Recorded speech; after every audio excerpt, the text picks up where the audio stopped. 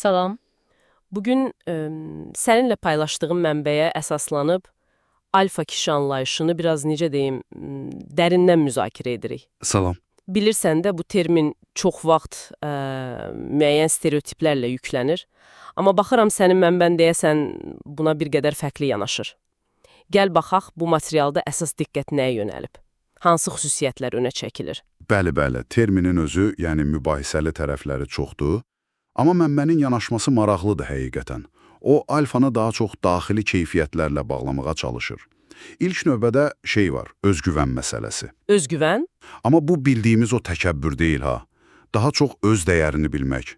Yəni başqalarının təsdiqinə ehtiyac duymamaq kimi. Aydındır. Sakit bir əminlik, belə deyək. Ay sağ ol, sakit bir əminlik. Girdiyi mühitdə özünə əmin hiss etmək. Yəni, mən buradayam və öz yerimi bilirəm hissi, amma başqalarını aşağılamadan. Elədir. Bu özgüvən məncə birbaşa liderlik bacarıqları ilə də bağlıdır. Mənbə də bunu qeyd edir yəqin. Bəli, tamamilə.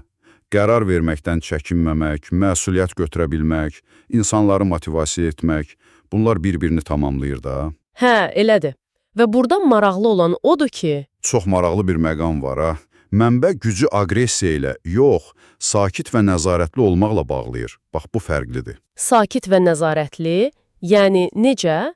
Yəni, çətin vəziyyətlərdə məsələn, panikləməmək, öz duyğularına nəzarət etmək, bilirsən o, impulsiv, düşünülməmiş reaksiyalardan qaçmaq. Aha, daha çox düşünülmüş addımlar atmaq. Bu əslində gücün aqressiya yox, özünü idarə etməklə bağlı olduğunu göstərir. Düz başa düşdüm? Tamamilə doğrudur. Özünü idarə etmə. Və bu, çoxların təsəvvüründəki o alfa obrazından əslində fərqlənir. Bəli. Mənbədə başqa diqqət çəkən məqam özünə yaxşı baxmaqdır. Bunu necə izah edir? Bu da var. Amma söhbət təkcə xarici görünüşdən getmir. Sağlamlıq, təmizlik, geyim, bunlar öz yerində. Aha. Amma eyni zamanda zehni və duyğusal sağlamlığa da diqqət yetirmək. Özünü inkişaf etdirmək yəni. Hər tərəfli bir şeydir bu. Çox yaxşı. Bəs başqalarına hörmət? Bu necə təqdim olunur? Çünki adətən alfa deyəndə hörmət ilk yada düşən olmur. Bax, bu bəlkə də ən kritik məqamdır.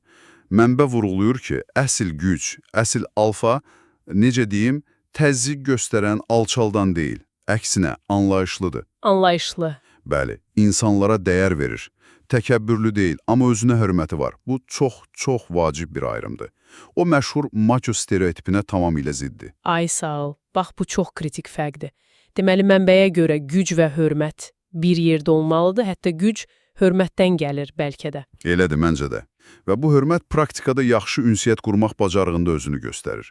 Yəni, effektiv ünsiyyət. Necə yəni? Mənbə deyir ki, təkcə yaxşı danışmaq yox, həm də diqqətlə dinləməyi bacarmaq lazımdır. Qarşı tərəfi anlamağa çalışmaq. Bu, əslində güclü əlaqələrin əsasıdır da. Dinləmək.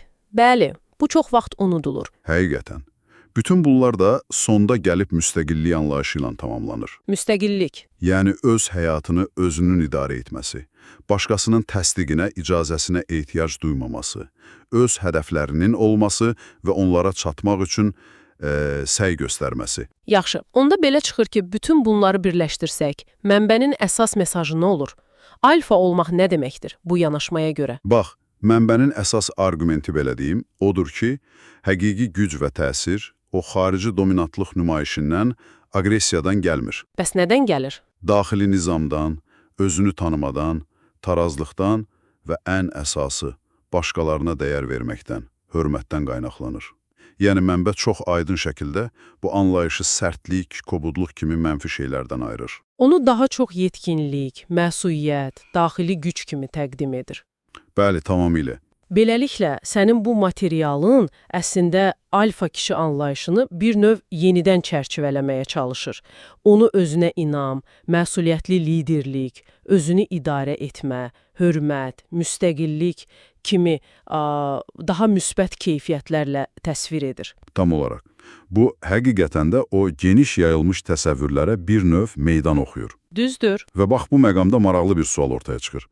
Bu, sadalanan keyfiyyətlər, özgüvən, nəzarət, hörmət, ünsiyyət, müstəqillik, bunlar müasir dünyada necə tətbiq oluna bilər? Hə, Praktikada necə? Və daha da maraqlısı, bəlkə də dinləyicimiz üçün də düşündürücüdür, bu xüsusiyyətlərdən hansını inkişaf etdirmək sənin üçün şəxsən ən cəlb edici görünür və niyə? Bu barədə düşünmək, məncə bu müzakirənin ən faydalı tərəfi ola bilər. Çox maraqlı sualdır. Həqiqətən üzərində düşünməyə dəyər.